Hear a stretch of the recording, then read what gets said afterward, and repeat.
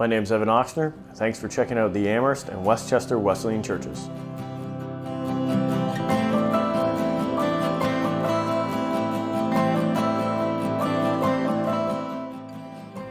We aim to be down-to-earth people following Jesus in down-to-earth ways. We do that by serving humbly and signing up and following through.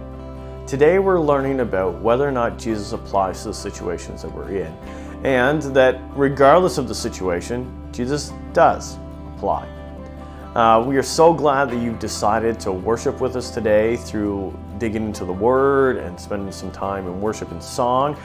And we hope that you will join us in worshiping through giving as well. We want to thank all of our members for their continued giving and their continued sacrifice as it makes a difference and it allows us to do a lot of work, and it honors God and is an honored act of worship. And we want to invite everyone else to worship it through giving as well. And that can be done in a number of different ways. That can be done through the mail, through our tithing envelopes, through e-transfer, or through our Tithely app. Now, if you're just checking us out or God is calling you to give to some other church or some other ministry, then feel absolutely no pressure to give to AWC or Westchester. Just know that God is calling all of us to worship through giving somewhere, and that it is an expression of our heart. A lot of times we want to hold on to our money and feel like it gives us power and control, and somehow it is the solution to our problems, when really God is the solution. And God is worthy of worship, and our money isn't. And that He's able to do far more than our money can. And it is a way of us surrendering our control and surrendering our power and saying, God, I trust you more than I trust my money. And you are worth more than my money. And I believe that you will take care of me more than my money will. And it is sometimes it's hard. It's a step of faith. And that's part of what makes it a step of worship. But in being obedient, God will prove that it was the right move, and it changes something inside of us and sets us free to really connect with God better and know Him better and have the freedom of not being bound to something that really doesn't have power. And so we encourage you to worship in song and in word and in giving. We have a couple things coming up in the next few weeks. On May 1st, we have 2 seminars happening, both of them in the morning. One of them is Stronger Together, which is all about how to help you walk beside others who are going through hard times and going through grief. The other is a seminar on emotional intelligence, which has a lot to do with understanding yourself and others, and how to work with people, and how to work through hard things, and how to work through people that are going through hard things, and how to work with difficult people, and understanding all of those dynamics. And there will be more information on that coming up soon. Let's join our hearts in worship and focus on how, regardless of the situation, Jesus applies.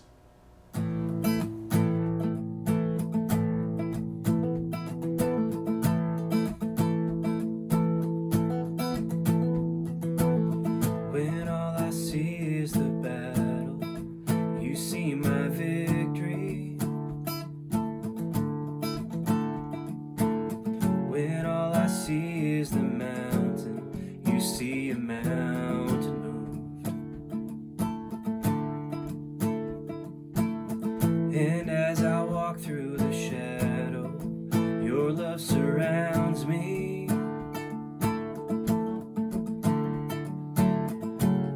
There's nothing to fear now, for I am safe with you.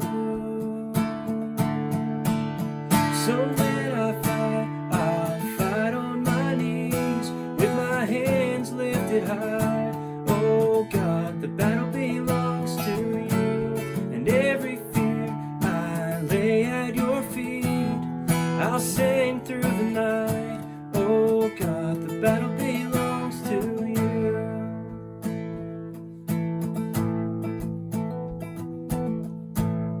And if you are for me, who can be against me?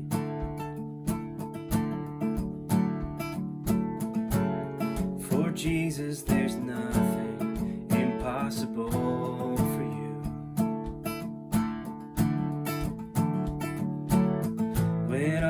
see are the ashes, you see the beauty.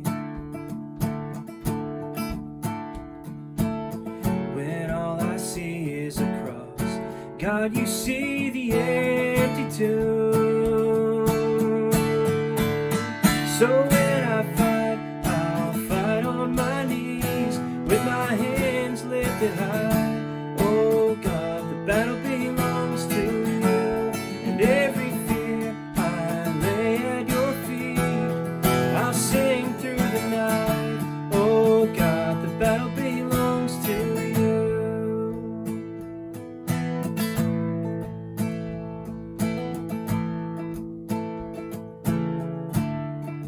Almighty fortress, you go before us. Nothing can stand against the power of our God. You shine in the shadows, you win every battle. Nothing can stand against the power of our God. Almighty fortress, you go before us. Nothing can stand against the power of our God. You shine in the shadows, you win every battle. Nothing can stand against the power of our God. So when I fight, I'll fight on my knees, with my hands lifted high. Oh God, the battle belongs to you, and every fear I lay at your feet. I'll sing through the night.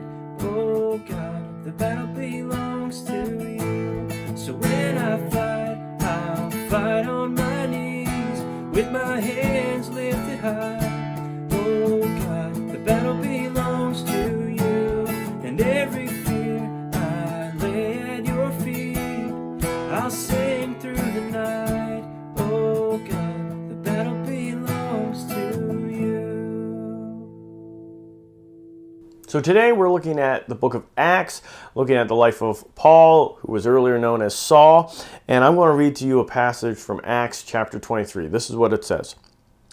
Then Paul, knowing that some of them were Sadducees and others were Pharisees, called out in the Sanhedrin. The Sadducees were one group of, they had basically one denomination of the Jewish religion. The Pharisees were a different denomination kind of the Jewish religion, and the Sanhedrin were the guys who were in charge of all the rules and regulations for the Jewish religion. Okay? So he knew that some were Sadducees and some were Pharisees, and he called out in the Sanhedrin where they were all gathered. He said, "My brothers, I am a Pharisee, descended from Pharisees. I stand on trial because of the hope of the resurrection of the dead." When he said this, a dispute broke out between the Pharisees and the Sadducees, and the assembly was divided. The Sadducees say there is no resurrection, and that there are neither angels nor spirits, but the Pharisees believe all these things. There was a great uproar, and some of the teachers of the law who were Pharisees stood up and argued vigorously. "We find nothing wrong with this man," they said. "What if a spirit or an angel had spoken to him?" The dispute became so violent that the commander was afraid Paul would be torn to pieces by them. He ordered the troops to go down and take him away from them by force and bring him back to the barracks. The following night the Lord stood near Paul and said, "Take courage. As you have testified about me in Jerusalem, so you must also testify in Rome." Now, that might not make a whole lot of sense to us, and why are we talking about it? But just to set the stage, we in our lives come up against a lot of different situations and a lot of different questions. And sometimes you're like, okay, well, in order to find the answer to that question, I've got to go to this book, or I've got to go to this expert, or I've got to ask this person, or I've got to dig into this course, or check on this website online. And we have to go to a number of different places, a number of different resources in order to find the answers to those questions. And that's how it's always been, is that when we have a question, we have a problem, we have to go to a particular expert or certain experts and find the information that matters. Because more often than not, there is not one resource that can across the spectrum have an answer to the question and deal with the problems that we face. And Paul was in this situation after he got saved and he started following Jesus and he started preaching. He found himself in a number of different situations where he was sharing to people that had different problems and different perspectives, and he had to meet them where they were in these different problems and these different perspectives and try to guide them spiritually, or at least make them think about these spiritual things. And what we find is that in all of those different situations, Paul comes back to the same thing. He always comes back to Jesus. And when we're in our situations where we have questions about death, we have questions about guilt and shame, pride, failure, loss, suffering, power, sex, feeling lost, addiction, feeling of emptiness, we have all these problems and all these questions. And we often wonder, how am I supposed to find the answers? Where am I supposed to get the resources for this? And when we look at Paul and dealing with in how he preaches and dealing with all the different circumstances he's into and he runs into, he actually does have a single person that he continues to go back to as the answer to those questions. We see that in this initial situation after he's been arrested and he's in front of the Jewish people, the very religious upper class. And he goes and he brings up the resurrection of Jesus, and that deals with the situation he's in. Later on, he's dealing with a high-up commander named Felix, and he talks about judgment, and that hits him right where he's thinking. Then he talks to a guy named Festus. Then he talks to a guy named Agrippa. Then he's talking to the Greeks in Athens. Then he ends up in Rome, and he's on all these different situations. And a good portion of Acts is talking about Paul in these different situations, preaching the good news of Jesus. And we find that all these different people come with different baggage and different questions and different situations that matter to them. And we find that Paul always comes back to Jesus and hits them exactly where they need to be. This example that I read in chapter 23, there is this huge group of differing opinions and differing thoughts. And he knew that the way to make his point and have the most impact on that group was to talk about the resurrection of Jesus. He knew. And later on, in dealing with these other people, he brings Jesus up, and Jesus applies to that particular situation. This is what I believe. This is what I think this shows us, is that regardless of your situation, Jesus applies. Say it again. Regardless of your situation, Jesus applies. It's a lot like duct tape. You know, the special gray tape that if something's broke, you just strap some duct tape on it and it's fixed. Your bed is broken, duct tape it. Your car is broken, duct tape it. You got a door falling off, duct tape. Your desk is broken in half, duct tape it. You got a hole in your pants, duct tape it. You don't have a wallet, duct tape it. Duct tape is this universal thing that when you have a problem, you can almost guarantee that duct tape will apply to that situation and give you an option to fix it. Now, duct tape may not really fix it. It may serve as a good Band-Aid for a while. But you can use it to fix just about everything. Well, Jesus actually applies to every situation that we are in. And Paul knew that, and Paul deals with that in his career of preaching and preaching to different people from different situations. That regardless of the situation, regardless of the person, that Jesus would apply to exactly what they're thinking and feeling and what they're going through.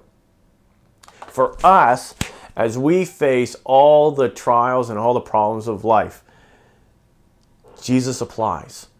And that might be a question we're dealing with, or a question of somebody around us that's dealing with it. Jesus applies. We know that when you're struggling with the question of death and mortality, that Jesus applies, because Jesus actually rose from the dead. He died and then he rose from the dead, and he grants resurrection to those who believe in and follow him. We know that as we're dealing with guilt and shame, or somebody else we know is dealing with guilt and shame, that Jesus came to forgive us and remove that guilt and remove that shame and give us that freedom.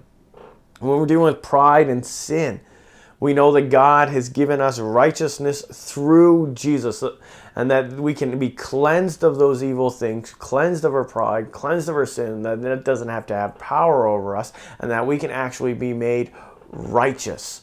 When we talk about loss and suffering, we know that Jesus gets it, and that he understands the pain of loss and the pain of suffering because he went through it. He went through it. He wasn't defeated by it. He experienced it, and he went through it, and he found freedom, and he found meaning, and he found hope on the other side. When we look at the feeling of feeling lost, Jesus gives us purpose. We look at addiction, Jesus gives us fulfillment. We're not left feeling empty, constantly craving something else to fill the hole, but he gives us fulfillment. When we talk about power and this obsession with power, Jesus applies because he came, and he came to serve. He gives us a new way of living. You talk about the obsession with sex. Jesus' answer to that is not lust, but is sacrifice. That love isn't ultimately displayed in sex, it's displayed in sacrifice. We're filled with emptiness. Jesus applies because he gives us fulfillment and joy. Regardless of the situation, Jesus applies. And that matters for you because I know that you are wrestling with something in your life. You're going through something. And I want to let you know that whatever it is that you are going through, Jesus applies. Jesus has an answer. Jesus can meet you in that spot. He can get you through it. He can give the solution to it. He is the answer. Regardless of the situation, Jesus applies. And that might be he changes something, he heals something, or he helps you walk through it, whatever it is. There is nothing in your life,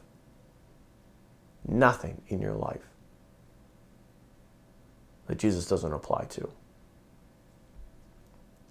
This also matters because as you go, when you are walking through your life, maybe it's at work or school or dealing with somebody in your family or a friend, and you're there and you're feeling angry, or somebody else is really upset, or somebody is feeling guilty, or somebody is feeling lost, or the people around you are feeling overwhelmed by a sense of suffering. Regardless of the situation, Jesus applies. And if you want to know how to help them, or how to talk to them, or how to walk through those situations and help people through them, or walk with them through it, look to Jesus. Because regardless of the situation, Jesus applies. And you've got to know Jesus. And you've got to know about Jesus. And you've got to know how he applies. And you've got to do your homework for that and figure that out and see that. But Paul gives us this example in this passage and throughout the book of Acts while he's going and he's preaching to different people at different places dealing with different things, that regardless of the situation, Jesus applies. And so, whether you're going through something or somebody around you is going through something, look to Jesus. Because regardless of the situation, Jesus applies. Hi, I'm Barb McCabe. I am part of the Seniors Bible Study. I'm here to talk to you about regardless of your situation, Jesus applies. And in my own life, just recently, we had to my son fixed our taps for our faucet for the washroom. And it was very hard. We had to learn to be patient and wait because the taps were not able to be fixed quickly. And regardless of my situation, Jesus applies. When I took my dog Abby for a walk, there was a dog that came out of the yard across from us and tried to attack us. And God, Jesus, He was there, and so was the Holy Spirit. And I'm still here, and Abby and I made it through because God was there with us. I had a stick thrown by a boy, and it hit me on the head, and God was there at that time too. Amherst Wesleyan Church, Hope in God.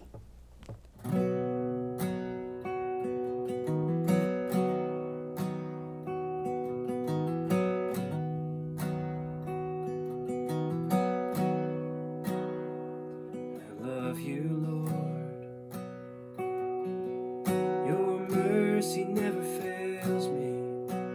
And all my days I've been held in your hands. From the moment that I wake up until I lay my head, oh, I will sing of the goodness of God. All my life you have been faithful, and all my life you have been so, so good. With every breath that I am able, oh, I will sing of the goodness of God.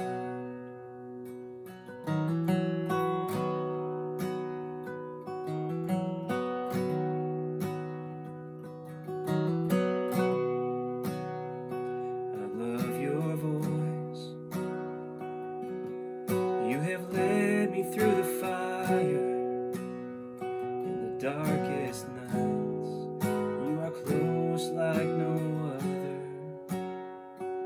I've known you like a father, I've known you like a friend, and I have lived in the goodness of God. And all my life you have been faithful.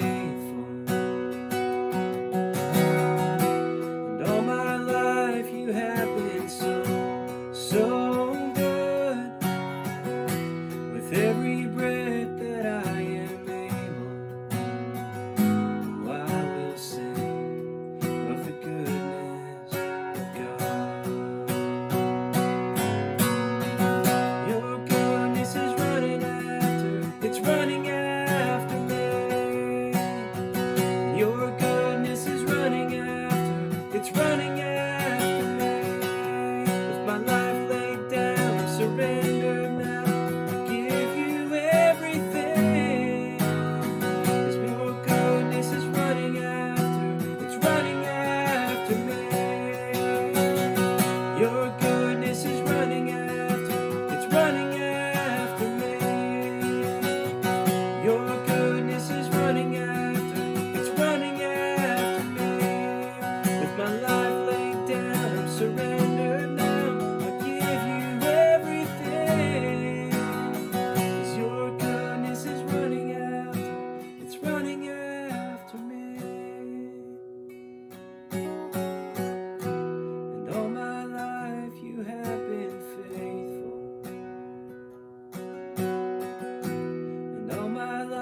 You have been so, so good. With every breath that I am able, I will sing of the goodness of God. Sing it again. And all my life you have been faithful, and all my life you have been so, so good. With every breath that I am able, oh, I will sing of the good.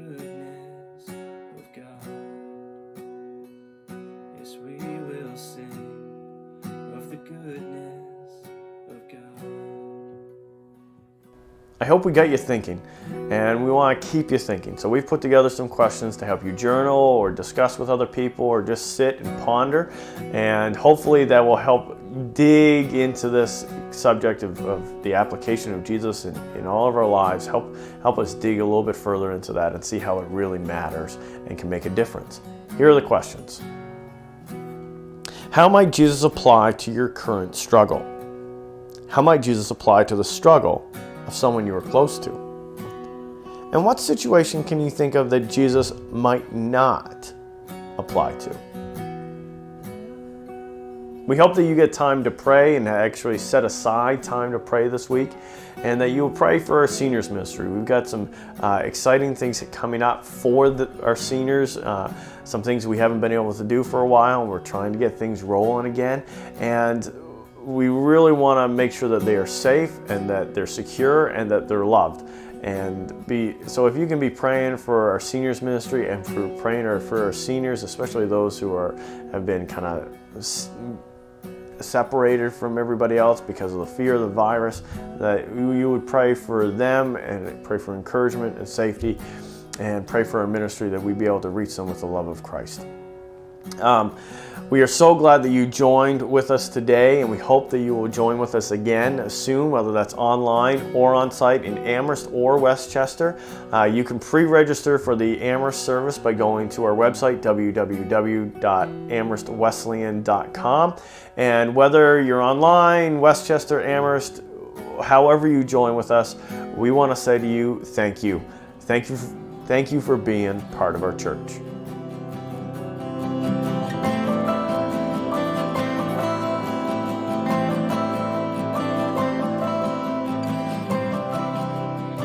Hey, thanks for watching.